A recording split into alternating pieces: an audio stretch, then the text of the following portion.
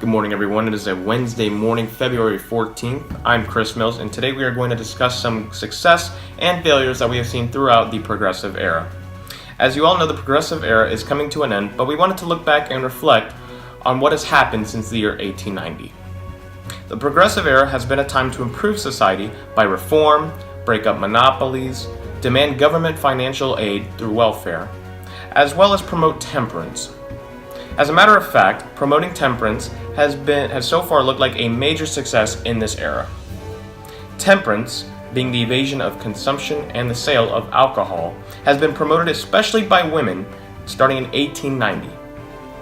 Women, as of right now, have obtained the most power that they have ever had in society by promoting temperance.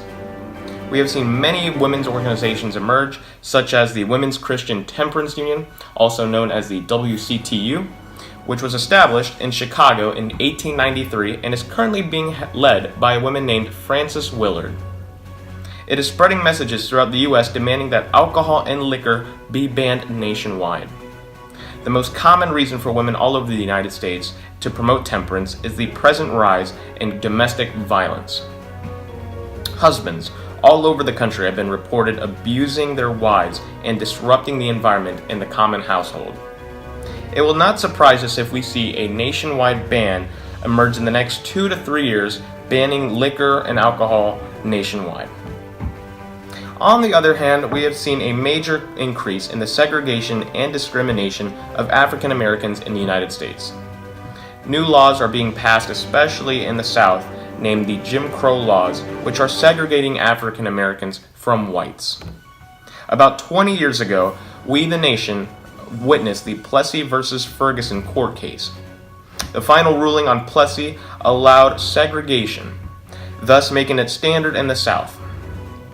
Everyone was to receive the same public services such as public schools, hospitals, and prisons.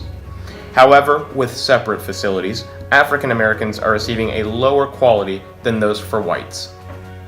Also, many African Americans are being disenfranchised due to restrictive laws that are making voter registration and election rules more complicated. This includes literacy tests that are almost impossible for anyone to pass. And speaking from personal experience, my best friend, who is currently in Atlanta, Georgia, has had a lot of difficulty registering to vote because he's an African American and is having trouble and difficulty passing these literacy tests. It's outrageous. These problems seem to continue throughout the United States so far and may unfortunately continue to increase throughout the coming years. Thank you. Hi, I'm Michael. I'm here to talk to you about how Woodrow Wilson is the most progressive president of his era. Defeating fellow opponents Theodore Roosevelt and William Taft in the election of 1912, Woodrow Wilson became a staple of the progressive era through his reintroduction of competition to the economic market, income taxes, and lowering tariffs. These reasons helped reform the national economy as monopolies were beginning to break up and the country was moving into a new era of its history. Growing up in Columbia, Ohio, Wilson struggled in school as he unsuccessfully tackled his issue of dyslexia, and it led him to rely more on his logic. By relying more on logic, Wilson excelled in English and world languages. After years of struggling to find his place in the world, Wilson attended Johns Hopkins University to get his graduate degree. Years after graduating from Johns Hopkins, he became the governor of New Jersey, and throughout his 10 years as governor, he attempted to implement many progressive plans, including a Public Utility Commission and Corrupt Practice Act, limiting the power of big businesses. These progressive ideas caught the attention of many progressive leaders, such as William Jennings Bryan of the Populist Party. Many progressive leaders encouraged Wilson to run for president, which finally occurred ahead of the election of 1912. Lo and behold, Wilson won the election of 1912, becoming the President of the United States and a figurehead for progressive ideas and actions. So, Wilson regulated business through the lowering of the protective tariff and by implementing the income tax in its place. By dramatically reducing tariffs, it gave small businesses a greater chance to succeed on the open market, as they did not have to pay a steep price as before. Before, when tariffs were high, small businesses could not meet the demands, and it led to domination of big business in that specific industry. Now, by lowering the tariff, the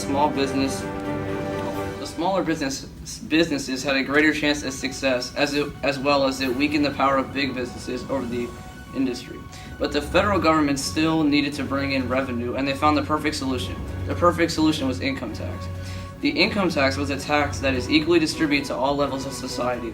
By doing this, the upper classes did not have an advantage, as each class had to pay the same amount of tax. By lowering the tariff and bringing the income tax, Woodrow Wilson was leading a takedown of big business, as they could no longer control their industry as they used to be able to do.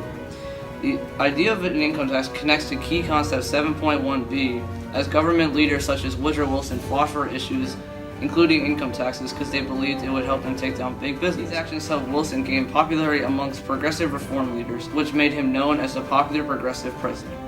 So, Wilson also used his progressive tactics to help better protect consumers and workers.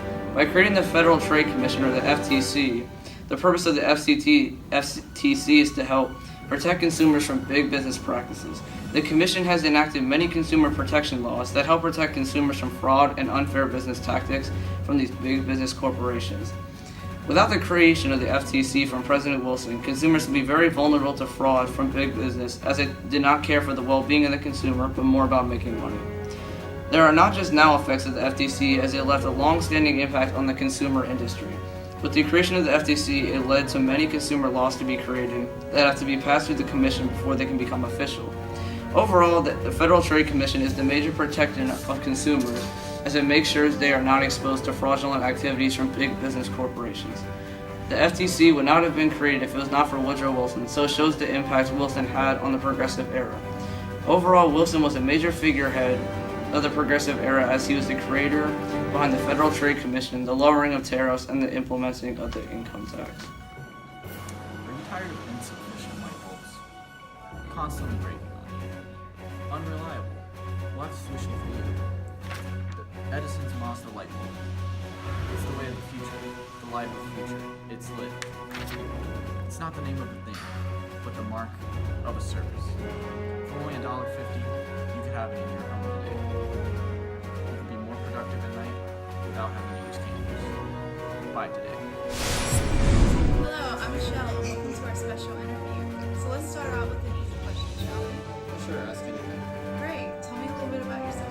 Well, for starters, my name is Lincoln Steffens, as I'm sure most of you already know. I'm from New York. Before, I was managing editor at McClure's magazine. I worked for about 9 years in New York Evening Post. This is when I started noticing some corruption, but we'll get into that later. All right. Can you tell me about your book, The Shame of the Cities? Well, I don't really consider it a book. I think it's more of a collection of articles from McClure's. In fact, the first article in there is one of my personal favorites. Tweed Days in St. Louis, as I recall. I'm almost positive it is presented as one of the first signs of muckraking. What exactly is an unrecord? It's exactly as Roosevelt put it, one who inquires into and publishes scandal and allegations of corruption among political and business leaders. So, how did you end up on record?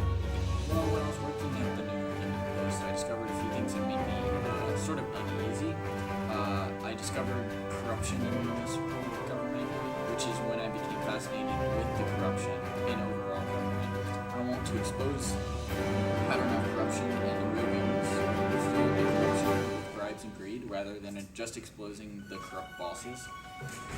This is what led me to start writing, as I saw, and I started to lead a reform movement. In all cities, the better classes, the businessmen, are their sources of corruption, but they are so rarely pursued that we do not realize the full extent of the problem. What would you say was the impact of your writings? It helped build the idea of reform and change, essentially boosting the idea and creating almost sort of a revolution. Because you mentioned revolution, what changed your ideas from reform to revolution?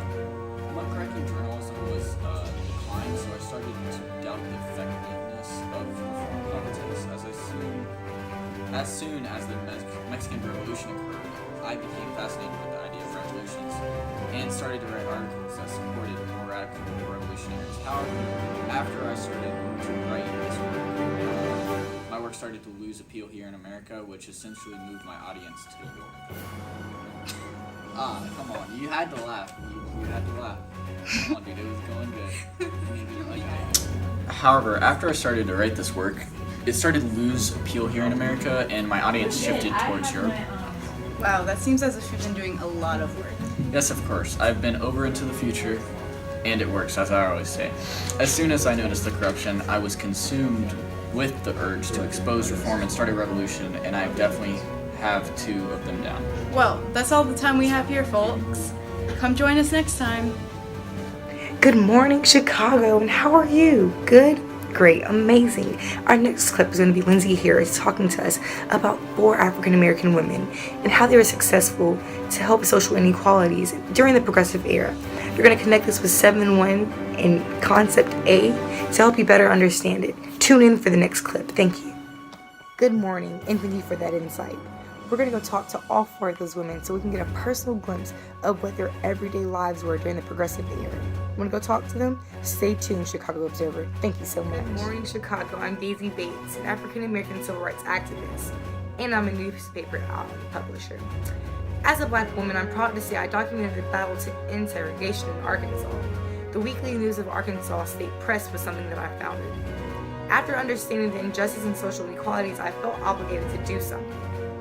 So I joined the NAACP and became the president of my organization.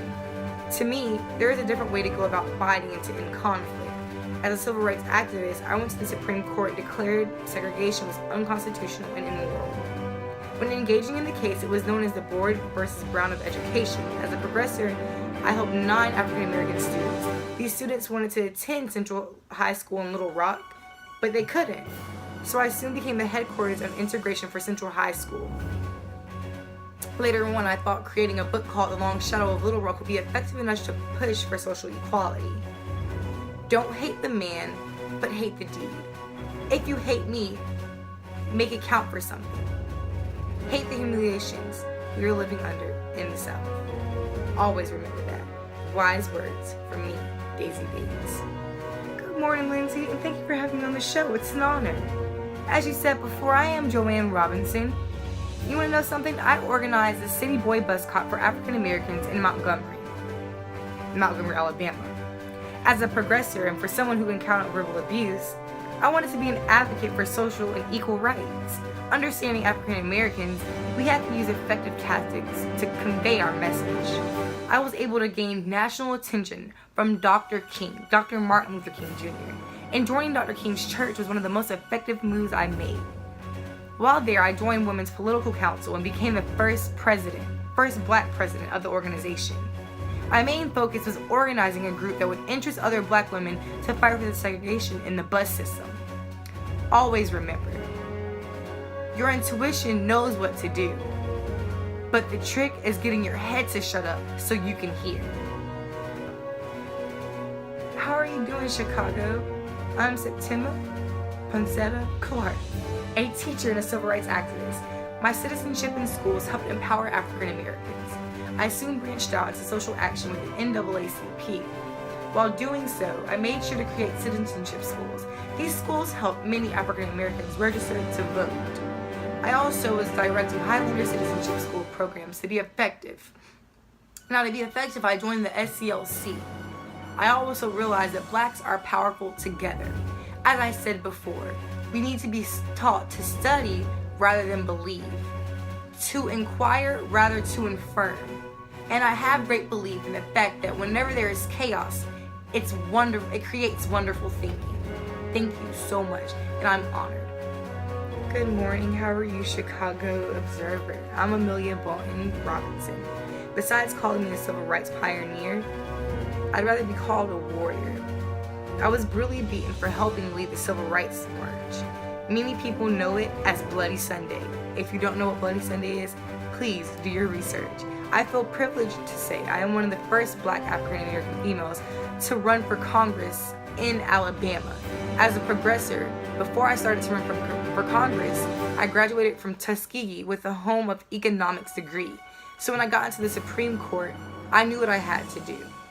Soon after, I co-founded the Dallas County Voters League, working effectively as a progressor, and it takes time.